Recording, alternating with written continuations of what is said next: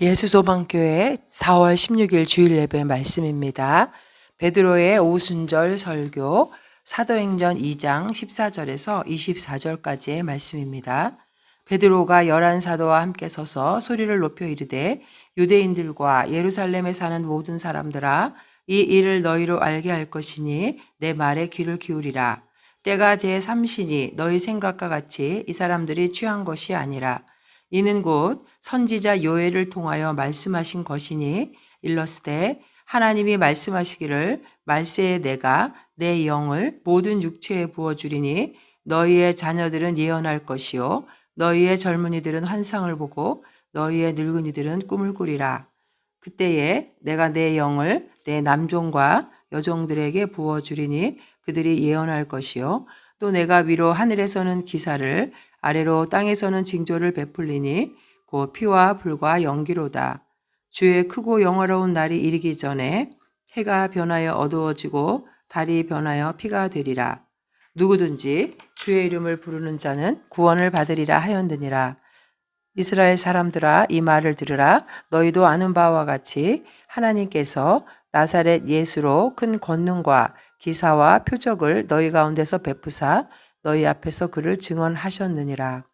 그가 하나님께서 정하신 뜻과 미리 아신 대로 내준 바 되었거늘 너희가 법 없는 자들의 손을 빌려 못 박아 죽였으나 하나님께서는 그를 사망의 고통에서 풀어 살리셨으니 이는 그가 사망에 매여 있을 수 없었음이라. 오늘 말씀은 사도들의 대표인 베드로가 오순절 성령 강림 사건 이후에 성령의 역사와 예수 그리스도를 통한 하나님의 구속 사역에 대하여 설교한 내용입니다. 이 사도행전 2장 1절에서부터 13절까지는 오순절 성령 강림 사건에 대한 내용이 기록되어 있습니다. 오늘 베드로는 구약 성경을 인용해서 오순절 성령 강림 사건, 또 예수 그리스도의 구속 사역, 그의 부활 승천이 모두 성경에서 예언한 성취임을 강조하고 있습니다.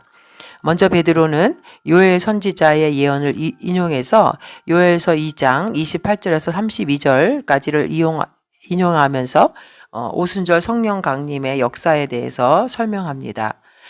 즉 오순절 그 행사에 참석하였던 어떤 사람들이 제자들의 그 성령의 역사로 만국 방언을 하는 모습을 보고 세술에 취했다고 조롱했지만 베드로는 이런 성령의 역사가 이미 요엘 선지자가 예언한 것으로 그 예언이 성취된 것이라고 설명합니다. 14절에 베드로가 11사도와 함께 서서 소리를 높여 이르되 유대인들과 예루살렘에 사는 모든 사람들아 이 일을 너희로 알게 할 것이니 바로 이 일이 성령 강림 오순절 성령 강림 사건에 대해서 설명을 한다는 것입니다. 이 성령의 역사는 요엘 선지자가 예언한 것으로 그 예언이 성취된 것이라고 베드로는 설명하고 있는데 그리고 나서 다윗의 시편을 인용해서 시편 16편에는 메시아된 예수 그리스도의 죽음과 부활을 22절과 32절에 우리가 읽지 않았지만 부활을 선포하고 있고 하나님께서는 다윗에게 그의 자손 중에서 메시아가 탄생할 것을 약속하셨다는 것을 설명하고 있습니다. 다윗은 메시아의 죽음과 부활을 예언하고 있는데 시편 16편에서 8절에서 11절까지 내용은 결국 이 다윗이 성령의 감동을 받아서 다윗은 자기 자손 중에서 이제 메시아가 나올 것이고 그 메시아가 바로 예수 그리스도임을 그는 예언하고 있는 것입니다. 이제 베드로는 이제 오순절 성령 강림 사건이 하나님이 구약에서 예언한 바로 그것이 말씀이 성취된 사건으로 설명하고 있는데 오늘 이 베드로가 오순절 강림에 대한 이 설교를 통해서 함께 은혜 받기를 원합니다.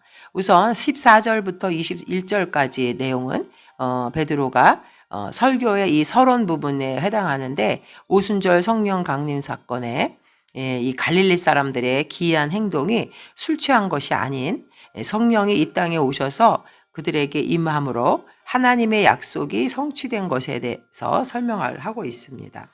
예수님은 죽음을 이기시고 부활하신 후 40일 동안 사도들에게 보이시고 하나님의 나라의 일을 말씀하셨습니다.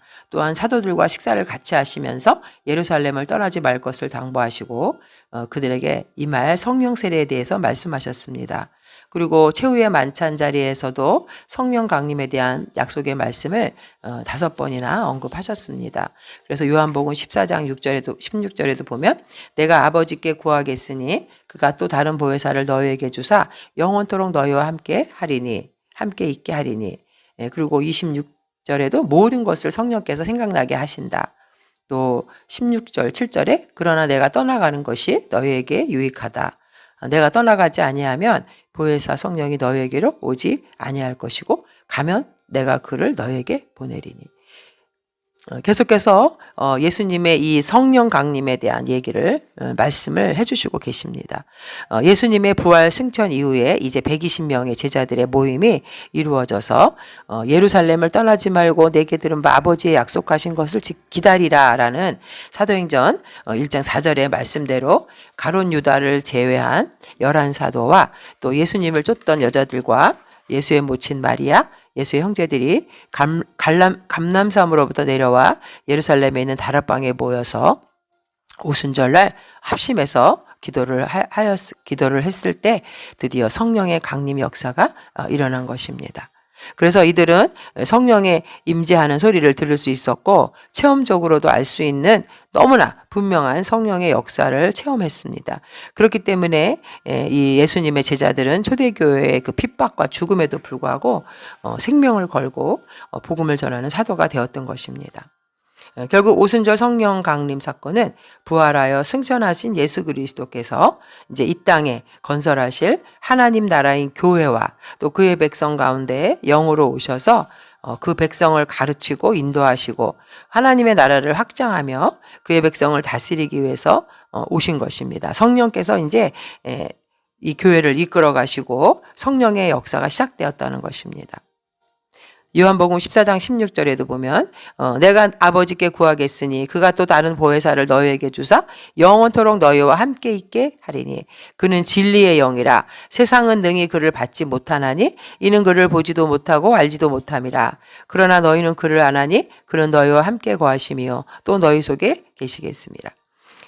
다시 말하면 성육신 하신 성자 하나님이신 예수 그리스도께서 지상의 사역을 통하여 하나님의 나라인 교회를 이 땅에 세우시고 그의 백성을 모으셨는데 이제는 그 나라와 그 백성을 다스릴 왕으로서 성령으로 오신 하나님, 그분이 바로 성령이라는 것이죠. 그러므로 오순절 성령 강림 사건은 하나님의 나라를 다스리실 왕께서 이 세상에 영으로 친히 오셨음을 상징한다고 할 수 있습니다.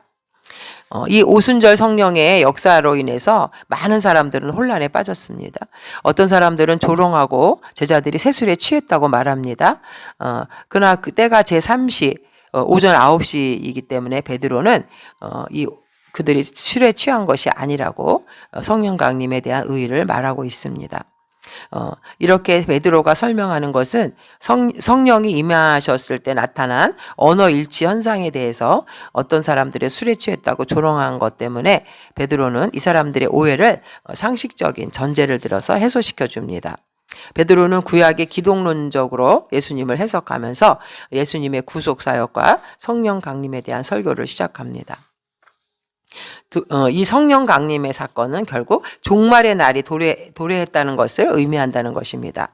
여기서 종말이라는 것은 구원과 심판의 날인데 베드로는 이제 성령이 오심으로 인해서 구원과 심판이 시행되는 날을 여기서 설명합니다.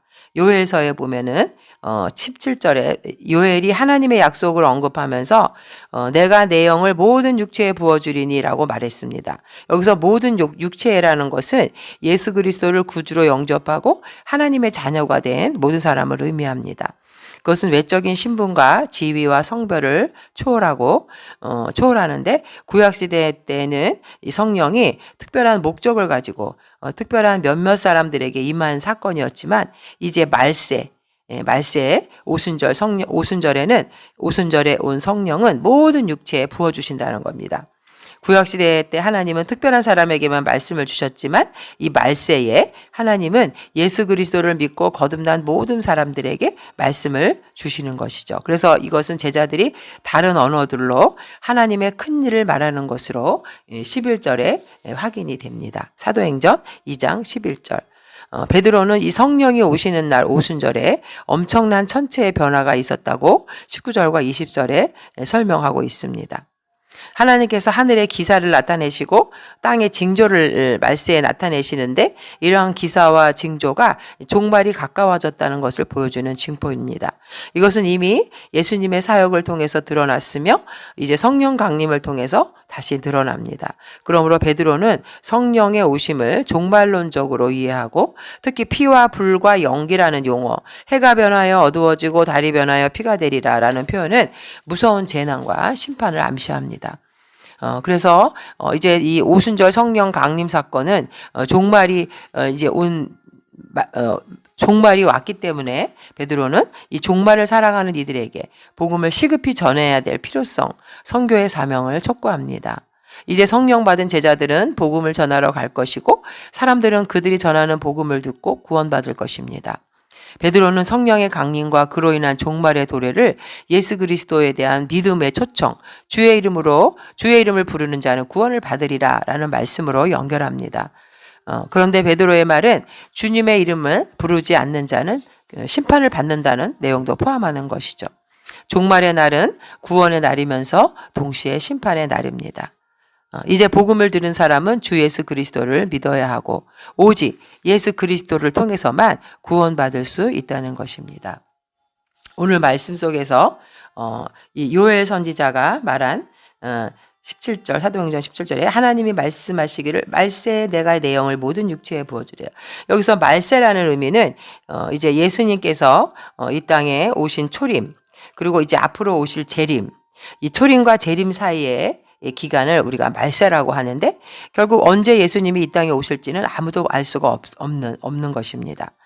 그래서 하나님의 나라가 이미 왔지만 이제 재림을 앞두고 있기 때문에 지금 우리가 살아가고 있는 시대가 바로 이 종말의 시대고 말세고 여기서 요엘 선지자가 예언한 오순절 성령 강림과 이 충만한 성령 강림과 성령 충만에 대한 증거로 결국 모든 육체, 모든 사람, 유대인뿐만 아니라 이방인에게도 이 성령이 주어진다는 사실이 바로 마지막 날의 시작을 시사하는 증거인 것입니다. 종말의 시대에 하나님의 신이 임할 것이라는 요엘서의 예언이 오순절에 120명의 성도들에게 성령께서 임하심으로 1차적으로 성취되었고 이제 이 성취는 온 인류에게 확장될 것이고 이것이 우주에 대한 하나님의 온전한 통치의 실현을 말하는 것입니다. 성도들은 성령께서 내주하는 자들이며 이 마지막 시대를 살아가는 자들입니다. 그래서 우리는 무엇보다도 깨어서 근신하고 우는 사자와 같이 삼킬 자를 두루 찾아다니는 이 마귀의 계계를 성령으로 물리치는 성령 충만한 자들이 되어야겠습니다. 주님의 이름을 부르는 자는 구원을 받으리라. 이 주님의 이름을 불러서 구원을 얻을 수 있는 기간은 바로 오순절 성령 강림 이후부터 주께서 재림하시는 기간입니다. 주의 이름을 부르는 자 역시 단순히 부르짖는 자나 기도하는 자를 말하는 것이 아닙니다. 예수 그리스도에 대한 인격적인 신앙 고백을 통해 믿음을 가진 자가 바로 주의 이름을 부르는 자라고 베드로는 설명하고 있습니다. 이제 베드로는 다윗의 시편에 기록된 그리스도의 구속 순환과 부활에 대한 예언을 언급한 후 바로 유대인들이 죽인 예수가 그 예언을 성취한 그리스도이심을 선포합니다. 예수가 주와 그리스도이심을 선포한 베드로는 유대인들에게 회개를 촉구하자 무려 3,000명이나 회개하고 세례를 받아 제자의 무리에 가입하게 됨으로써 최초의 신약 선민 공동체 교회가 탄생하게 된 것입니다. 즉 오순절 성령 강림은 예수의 순환과 부활과 그 승천에 따른 연속적인 구속 사건이라는 것이죠. 사도 베드로는 오순절 성령 강림의 사건을 부활 승천하신 성자 예수께서 성령을 성부 하나님으로부터 받아서 제자들에게 부어주신 사건으로 선포하고 있습니다. 여기 2장의 33절에 33절에 보면은 하나님이 오른손으로 예수를 높이심에 그가 약속하신 성령을 아버지께 받아서 너희가 보고 듣는 이것을 부어주셨느니라. 오순절 성령 강림 사건이 따로 별개의 사건이 아니라 그리스도께서 순환을 당하시고 부활하시고 승천하심으로써 비로소 이 성령 강림 사건이 이루어진 사건이라는 것을 연결됐다는 것을 말합니다. 즉 그리스도의 십자가 대속의 순환과 부활로 인류의 구속이 성취되었다면은 이제 승천하신 그리스도께서 성령을 우리에게 부어주심으로 그 성취된 구속의 효력이 온 세상, 온 인류, 만민에게 확대되고 적용되게 된 것입니다. 예수님의 순환과 부활, 승천, 성령 강림은 하나하나 떼어서 생각할 수 없는 일련의 연속적인 구속 사건인 것이죠. 이제 오순절 성령 강림 사건 이후로 이 성령은 모든 믿는 자에게 차별 없이 제한 없이 부어지게 되었습니다. 구약시대와 예수시대에도 성령은 계셨고 사역하셨지만 사실 성령은 삼위일체 하나님 가운데 제3위 하나님으로서 성부, 성자 하나님과 더불어 영원히 존재하시는 분입니다. 그러나 성령께서는 오순절 사건 이전에는 극히 제한된 소수에게만, 그것도 항구적이 아니라 일시적으로 임재하셨을 뿐입니다.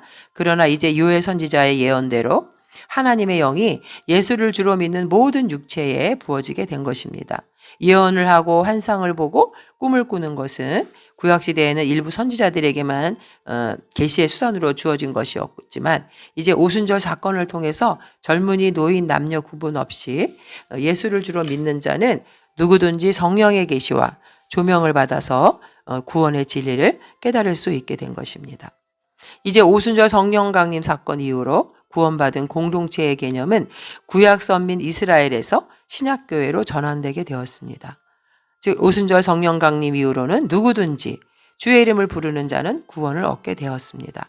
회개하고 예수 그리스도의 이름으로 세례를 받으면 죄 사함을 얻게 되고 성령을 선물로 받게 됩니다.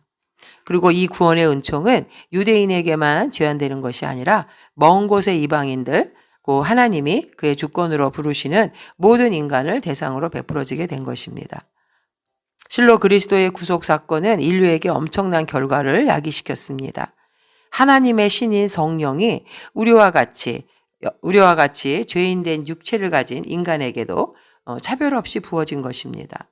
그러므로 지금은 엄청난 은혜의 시대라는 것을 우리는 알아야 합니다.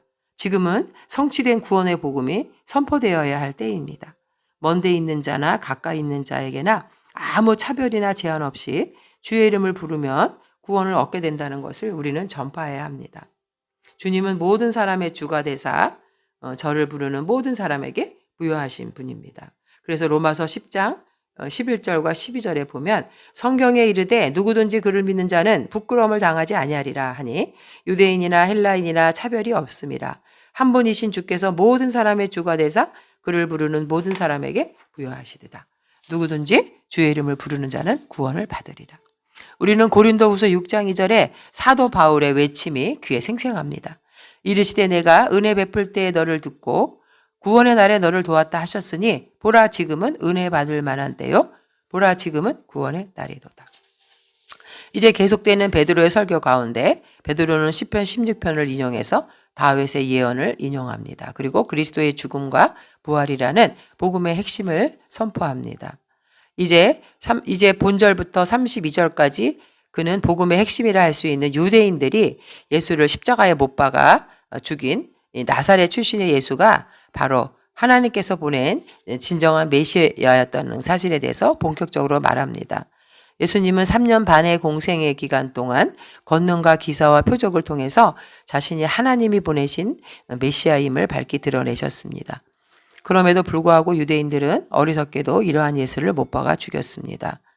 예수님의 지상에서의 행적을 특징 짓는 세 단어를 반복적으로 사용해서 베드로는 강조하고 있는데 22절에 보는 예수님의 전반적인 지상의 사역을 22절에는 말하고 있습니다. 22절에 보면은 이스라엘 사람들아 이 말을 들으라. 너희도 아는 바와 같이 하나님께서 나사렛 예수로 큰 권능과 기사와 표적을 통해 표적을 너희 가운데서 베푸사 너희 앞에서 그를 증언하였느니라. 예수님의 기사와 표적은 바로 예수님이 하나님이라는 것을 증거하고 있는 겁니다. 그리고 예수님의 부활을 언급함으로써 복음의 핵심을 아주 간략하지만 강력히 증거하고 있습니다. 특히 예수님의 부활은 사도 바울이 이것이 없다면 우리의 믿음이 헛것이라고 고린도전서 15장 10절에서도 14절에서도 말하고 있습니다.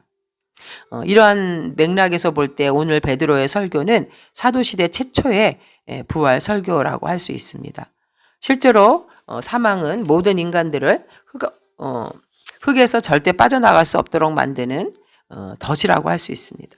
그러나 사망의 권세를 이기신 예수 그리스도를 믿는 자는 사망으로부터 자유함을 얻고 영원한 생명이 되신 하나님께로 나아갈 수 있습니다.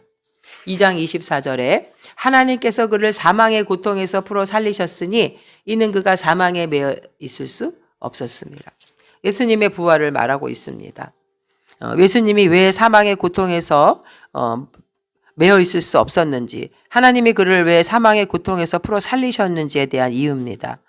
이것은 예수님이 무죄하기 때문에 그렇습니다. 첫 인간 아담도 원래는 죽음과는 상관없는 존재였죠. 그러나 그가 범죄함으로 죽음의 법칙에 매이게 되었습니다. 로마서 6장 23절에 죄의 싹은 사망이요 하나님의 은사는 그리스도 예수와 우리 주 안에 있는 영생이니라. 이후에 모든 인간은 범죄함으로 죽을 수밖에 없는 운명이 되어온 것이죠. 그래서 로마서 5장 12절에도 그러므로 한 사람으로 말미암아 죄가 세상에 들어오고 죄로 말미암아 사망이 들어왔나니 이와 같이 모든 사람이 죄를 지었으므로 사망이 모든 사람에게 이르렀느니라. 물론 예수 그리스도도 죽었지만 그는 자신의 죄로 인해 죽은 것이 아닙니다. 인류의 죄를 대신해서 죽은 것이었죠. 그리고 예수님은 마태복음 20장 28절에 인자가 온 곳은 섬김을 받으려 함이 아니라 도리어 섬기려 하고 자기 목숨을 많은 사람의 대속물로 주려 함이니라. 예수님은 죽음의 법칙에 굴복될 수 없는 존재입니다. 왜냐하면 그는 죄가 전혀 없기 때문에. 히브리서 4장 15절에도 우리에게 있는 대제사장은 우리의 연약함을 동정하지 못하실 리가 아니요 모든 일에 우리와 똑같이 시험을 받으신 이로되 죄는 없으시니라. 죽음이 예수님을 예속할 수 없습니다. 그리고 그는 공의로우신 하나님이 죄 없으신 예수 그리스도를 그래서 다시 살릴 수밖에 없었고 예수님의 부활이 바로 그의 무죄함을 증명하는 것이고 그의 부활을 본받아 그와 연합한 자들에게 죄에 대해서는 죽고 하나님을 향해 살게 하는 능력이 되는 것이죠. 그래서 로마서 6장 5절에 만일 우리가 그의 죽으심과 같은 모양으로 연합한 자가 되었으면 또한 그의 부활과 같은 모양으로 연합한 자도 되리라.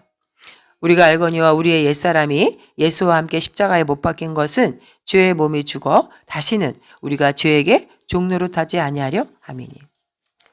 그래서 예수님은 사망에 묶일 수 없는 죄가 없으신 분이기 때문에 사망은 그분을 붙잡아 맬 수 없었던 것입니다. 더욱이 그분이 십자가에 달려 죽으심으로 사망의 고통을 당하신 것은 범죄함의 결과가 아니라 전적으로 하나님의 계획, 인류 구원을 위한 계획을 또한 아심 속에서 이루어진 것입니다.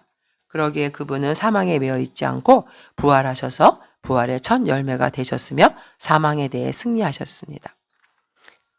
그래서 로마서 6장 4절에도 보면 그러므로 우리가 그의 죽으심과 아파여 세례를 받음으로 그와 함께 장사되었나니 이는 아버지의 영광으로 말미암아 그리스도를 죽은 자 가운데서 살리신 것 같이 우리로 또한 새 생명 가운데서 행하게 하려 함이라.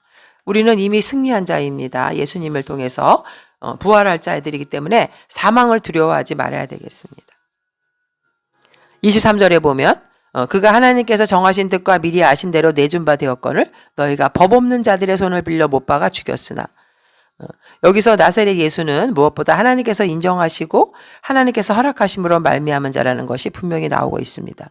예수님이 행하신 권능과 기사와 표적은 바로 하나님께서 유대인들 가운데 명백하게 예수가 하나님이라는 것을 보여주는 증거였습니다. 어느 누구도 예수님께서 행하신 이적들을 결코 부인할 수 없었지만 결국 그들은 그럼에도 불구하고 하나님이 증거하시고 하나님이 함께 하시는 예수를 하나님의 율법도 모르는 로마 관리들의 손을 빌어 십자가에 처형한 것입니다. 그러나 여기에도 하나님의 허락이 있었음을 베드로는 증거합니다. 하나님의 정하신 뜻과 미리 아심을 따라 내어준 바 되었다고 설명합니다. 예수님의 부활은 예수님의 신적인 정체에 대한 하나님의 가장 확실한 인정이요 선포를 말합니다. 이제 36절에 베드로는 결론을 맺습니다. 그런즉 이스라엘 온 집은 확실히 알지니 너희가 십자가에 못 박은 이 예수를 하나님이 주와 그리스도가 되게 하셨느니라. 여기서 주라는 것은 결국 예수님의 왕권을 말하는 것이고 예수님의 그리스도는 메시아, 이스라엘을 구원할 자.